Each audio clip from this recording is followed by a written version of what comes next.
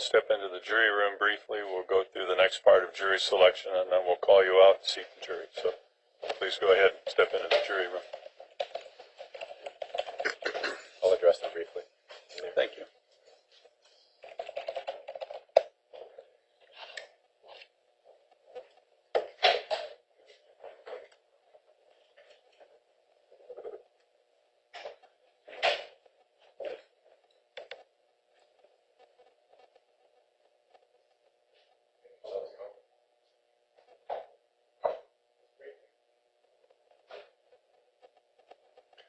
Okay, Mr. Walker, just so you know what the process is here and you can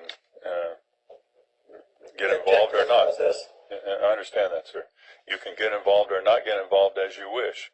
The process here now in this kind of a trial. I'm just going to say I object to this because, again, you're committing fraud in and on the court. You're committing perjury, and you're forcing this information, which, in my opinion, is jury tampering, because you're only allowing certain things to be heard and certain things to be documented. And once again, you have not provided your oaths, which are the required credentials for you to hold this office in the first place. And again, you're railroading me, and this is all an unlawful process. And I do not consent or agree with any further proceedings besides you dismissing these cases, quashing these cases. All right, thank you, sir. That'll be noted for the record. What I was going to say is the process here now is that each side, the state and you, have the right to challenge three jurors and have them removed from the panel of jurors so that we wind up with a jury of 6. Well, I can't agree to any of these jurors because I don't have a list of the jury that was tampered with before, and you guys failed to provide the list of the witnesses that I require. Okay, sir, and I understand your position. I don't believe you do. You don't have to use your 3 challenges if you don't want, but what I need you to know is that you don't need a reason. If you heard them say anything that made you feel uncomfortable about their ability to be fair and impartial, then you can ask. It's not them, it's you guys that are fair and impartial, or not fair and are impartial, or not impartial. All right. Or for any reason at all or no reason, you can ask that 3 people be removed from the panel if you wish. If you don't, then the state may or may not, and when we get done with that, we'll have 6 jurors to try the misdemeanor case. So we'll take the first 6 seated in the box, and that's how we'll get started. So, do you have any challenges you wish to exercise toward the jurors? Yes, I object to these proceedings. I understand that, sir. So, any other challenges? I object to this. Okay, I'll ask one more time, sir, and then take it as a no. Any challenges, I sir? object to this. Okay, so I'll take that as a no at this point. Does the state have any challenges? Yes, Your Honor. State challenges juror 90, seat 1. Okay.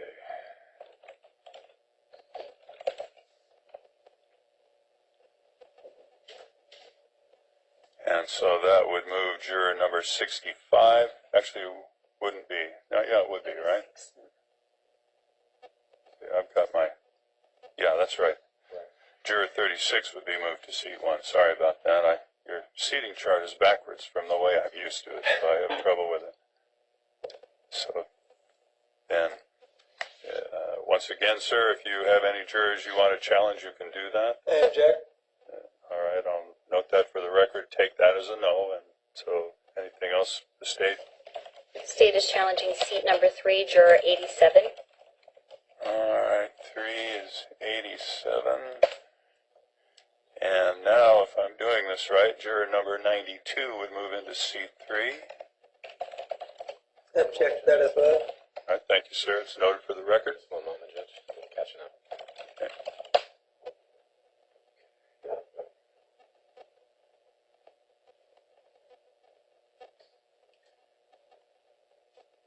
Good. Thank you. And last challenge, Your Honor, is juror number 21, seat 6. Juror 20? 21. 21, okay. object to that as well. Thank you, sir. So I believe that would move juror 12 into seat 6. Yes. And then, sir, I'm concluding from your objections that you don't wish to challenge. So, I don't wish to move forward with these proceedings because I can't move forward. okay. I'm not ready. I haven't been provided with a list of witnesses that I know have been tampered with. That I need to call as witnesses. And I can't go based off your word because you're not even under oath. So I Right. object to any and all further proceedings. All right, those objections are noted for the record, sir. Thank you. And with that, we're ready to bring the jury back in, and we'll seat them as indicated. Okay, and once again, I'll line them up out in front here. Yeah, let's just call the numbers. You got it. Okay. Excuse me.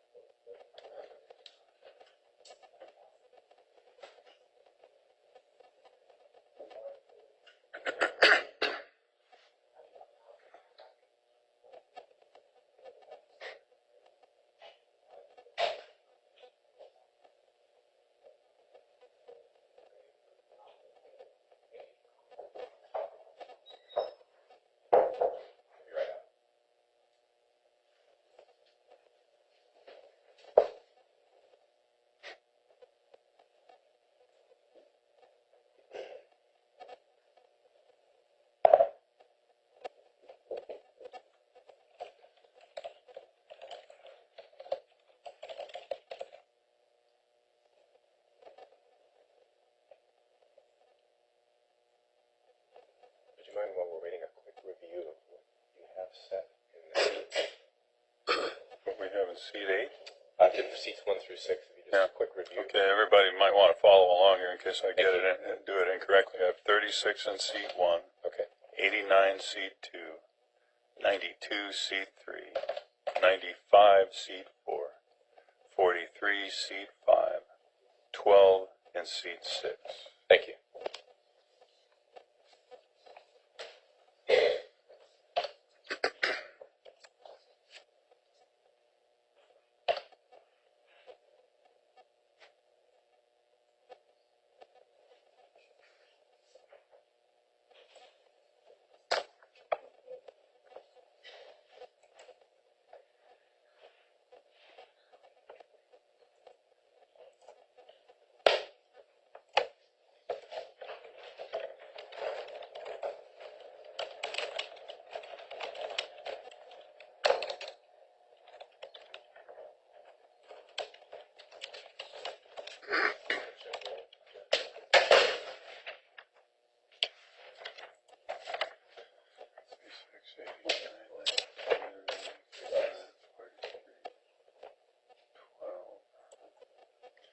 Looks correct to me. Thank you. They were instructed to come out when they're ready. There's a couple of folks taking a quick break in there. Okay. They don't come out.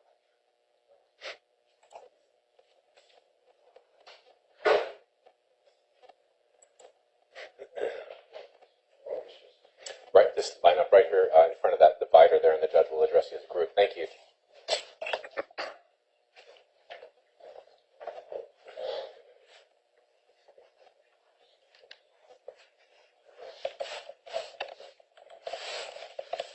All right, ladies and gentlemen, we're going to seat the 6 jurors who've been selected to try the case, and I'll give you the jury number. If that's your number, the first person, I'd like to step to the back row and come clear down to the end seat here, and then we'll seat you on in order. So in the first seat would be juror number 36. Would you please take seat 1? Juror 89 would be in seat 2. Juror 92 in seat 3. Juror 95 in seat 4. Juror 43 in seat 5. Juror 12 in seat number 6.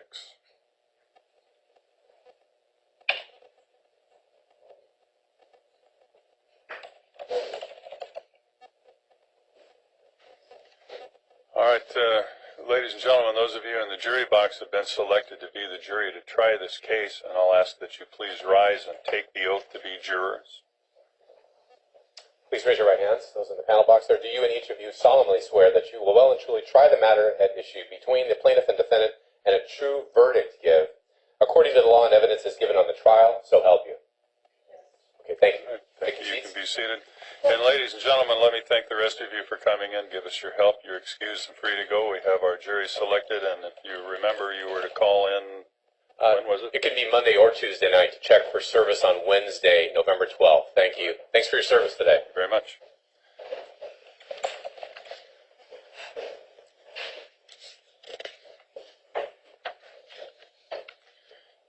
All right, ladies and gentlemen, the next part of the case is a couple of instructions that are given to the jury before we start every case, and we'll start with that. And the first thing that I want you to know is this, that a defendant, a person in Mr. Walker's position, has an absolute constitutional right not to testify, and therefore his decision not to testify cannot be considered as an indication of guilt. It should not be commented on or in any way considered by you in your deliberations. The defendant also has an absolute constitutional right not to present any evidence, and therefore a defendant's decision not to present any evidence cannot be considered by you as an indication of guilt. It should not be commented on or in any way considered by you in your deliberations. So, members of the jury, the law that applies to this case will be given to you in part in these precautionary instructions. And after you have heard the evidence, and after the arguments that are presented at the end of the case, I will give you further legal instructions about the rules that you must follow in deciding the case. Your duty is to decide the facts from the evidence. You and you alone are the judges of the facts. You will hear the evidence, decide the facts, and then apply the facts to the law that I will give you, and that is how you will reach your verdict. In doing so, you must follow the law whether you agree with it or not. To be an effective jury, you must also not be influenced to any degree by personal feelings or sympathy for or prejudice against any party, to witness or lawyer, or any other participant in this case. The evidence you are to consider will consist of testimony of witnesses and exhibits that are received in evidence. Exhibits are physical things such as charts, photographs, letters, or other physical objects, and you will be able to examine the exhibits while you deliberate. You may draw any reasonable inferences from the evidence, but you must not engage in guesswork or speculation. The fact that a criminal charge has been filed against the defendant is not evidence. The defendant is innocent of any crime unless and until the state proves the defendant's guilt beyond a reasonable doubt. Now, during the course of the trial, you may hear objections made by the parties. I will decide whether or not it is proper under the law for you to consider evidence that's been objected to. You are not to speculate about why the objection was made or about why I ruled as I did. If I overrule an objection, that means that the question may be answered or the exhibit can be received. If I sustain an objection, that means the question cannot be answered or the exhibit cannot be received.